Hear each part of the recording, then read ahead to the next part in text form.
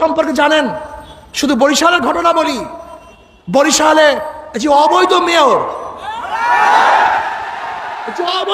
বর্তমানে ভোট ডাকাত মেয়র, এখন মেয়রের স্ত্রী নাকি বড় মেয়র হয়ে গেছে। এখন শুধু পার্সেন্টেজ।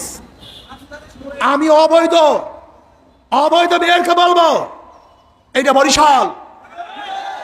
বলতে পারে আপনাকে রক্তাক্ত করেছে, কি হয়েছে? আমি রক্তাক্ত করতে চাই নাই, পারতাম না তা না, কিন্তু রক্ত চায় রক্ত, জুলুম চায় জুলুম, লাশ চায় লাশ।